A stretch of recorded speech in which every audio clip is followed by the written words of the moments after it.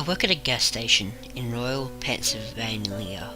It's a boring job, but it's pretty easy and it pays alright. A few weeks ago, this new guy started. I call him Jeremy. Jeremy is weird. He's about 25 or 26, and he hardly speaks. But he's got the creepiest laugh I've ever heard. My boss and I have both noticed this, but it's never been a problem, so there's not much we can do about it. Customers have never complained about him. He's always done his job fairly well. Up to a few weeks ago. Anyway, that's when things started going missing. Employee theft can be a problem at any business that sells consumer goods, and there's only one person working at the time in this gas station, which is a pretty small place. About 2 weeks ago, my boss started noticing that we were short on motor oil. At first, it was a few containers at a time, then entire shelves, and boxes from the back room. Pretty soon, entire shipments would be gone the day after we got them, and it would always be right after Jeremy's shifts.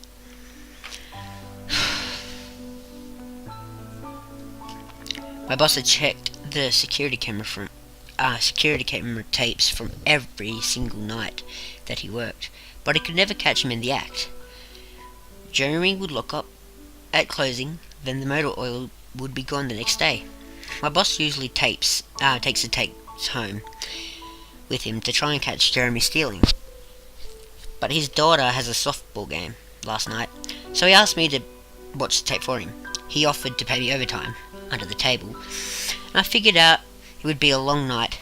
But then again, I'm trying to save up for a vacation, so I really need the money.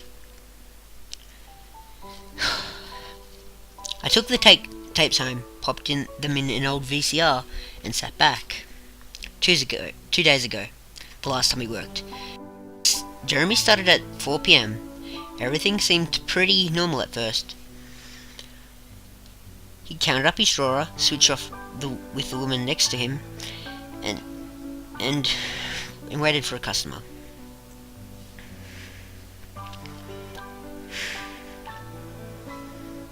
The first person who came in was Mrs. Templeton. The time stamp on the video read 4:03, a regular.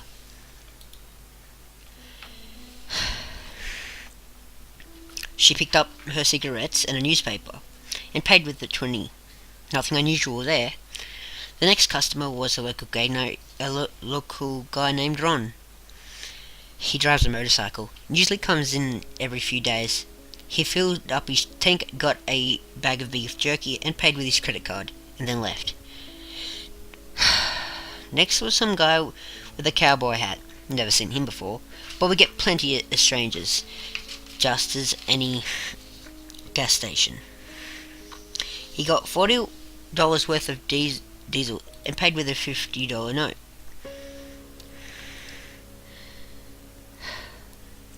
And went on his way. I sat back inside. The only thing more boring than doing this job is watching someone else do it. My boss's offer was enough to keep me watching, so I left the tape on. Everything seemed pretty normal. I had a feeling that if Jeremy was stealing motor oil, he would know we were onto him by now. I didn't expect him to be dumb enough to let us catch him on camera. Things stayed boring and on routine until 5 o'clock. At 5:03, Mrs. Templeton walked in. I thought maybe she must have forgotten something, but she didn't. She bought the same pack of cigarettes as before, and the same newspaper. She paid with another 20. That's odd, I thought. But then again, she's a little absent-minded. I thought Jeremy should have told her that she already got her smokes. But it's not against the rules to sell somebody the same thing twice. That's when Ron came in again. He bought another tank of gas for his motorcycle again.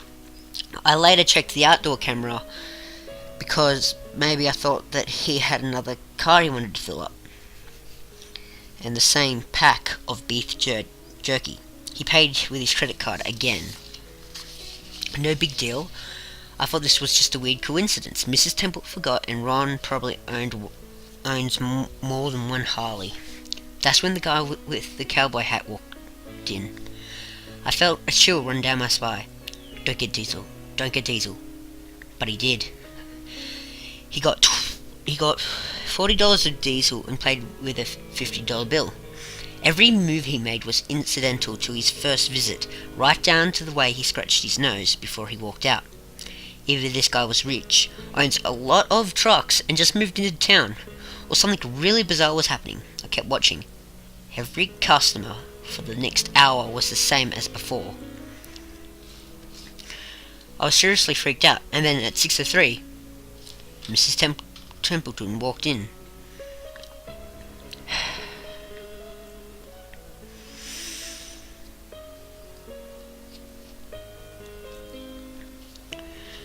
She bought her cigarettes and newspaper again, and paid with a 20 again.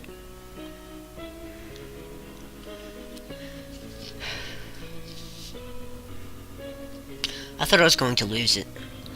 I only watched another half hour before I started fast forwarding through the rest. It was all the same. Every customer would come in at the exact same times, exactly 1 hour apart. Now I know what you're thinking. That sneaky motherfucker Jeremy had messed with the tapes. He had run a loop of his first hour of business over and over.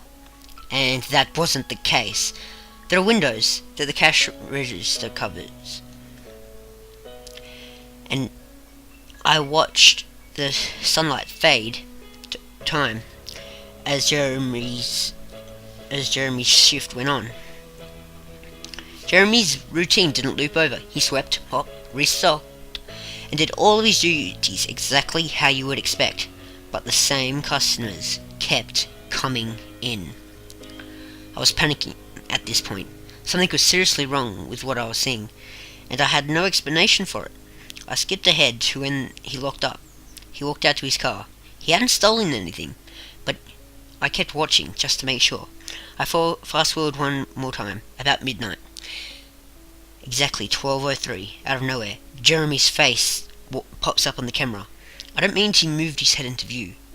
I mean, 1 second the store was empty, and the next second his face was all I could see. He wasn't looking at the camera. He was looking at me. I'm sure of it.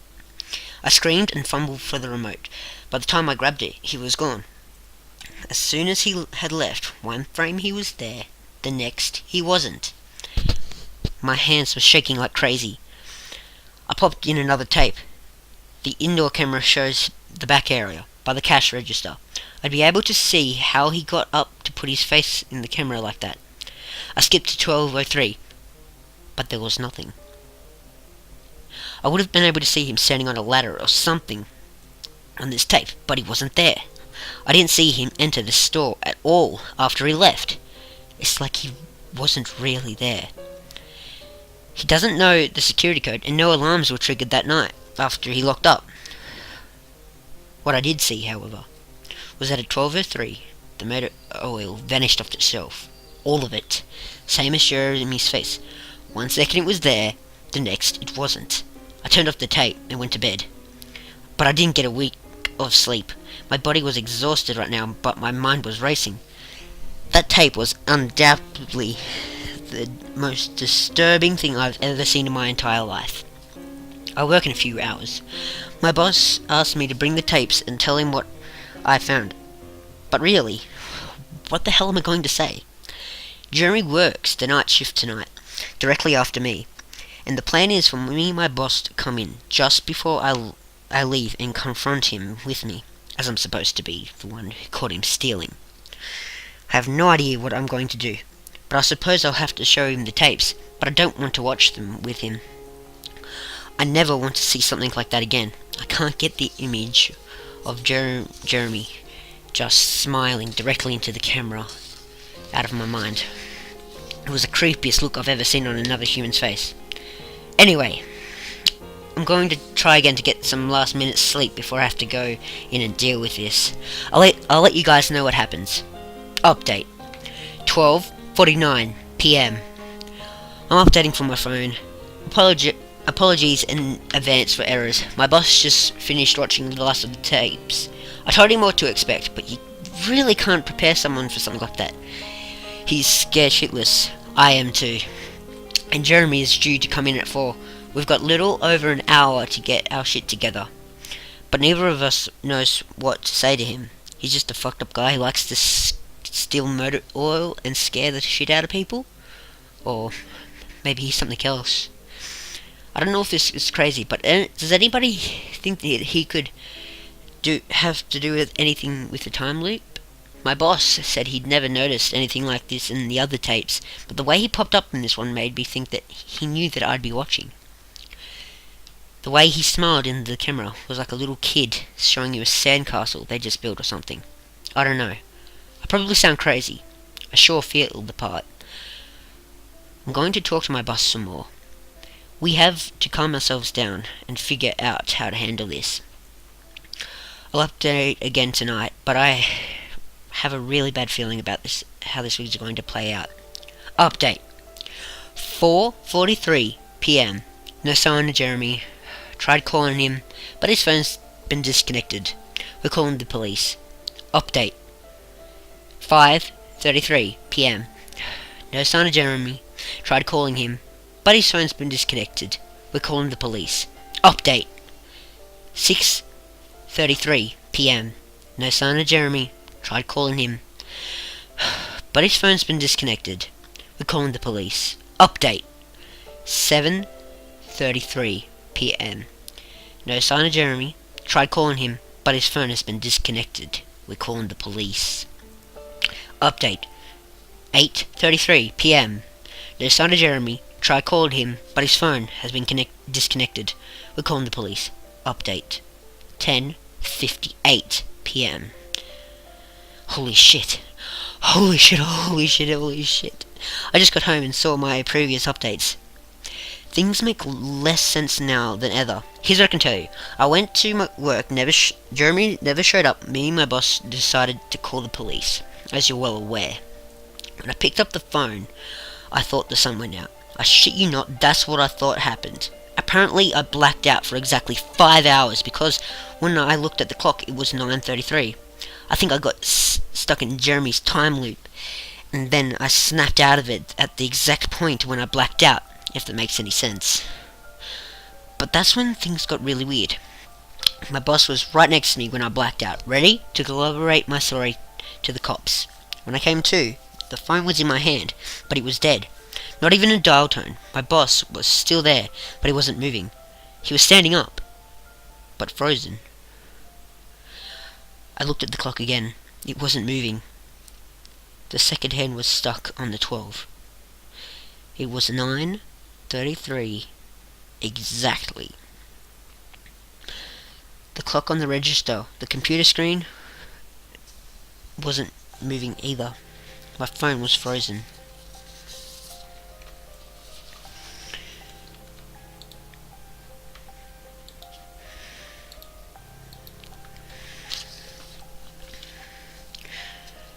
There was even a customer at the register waiting for my boss to get him cigarettes. I'm betting that would have been his 5th pack of the day. I got the fuck out of there. I didn't lock up, didn't turn the lights out, and sorry guys, I didn't grab the security capes to upload to the internet.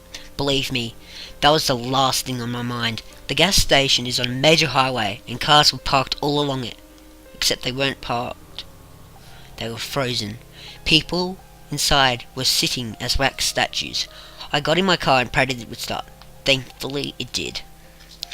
About halfway home, time started up again. The static from the radio turned into music, like it's supposed to be. And from what I could tell by listening to the host talk between the songs, no one noticed the time freeze.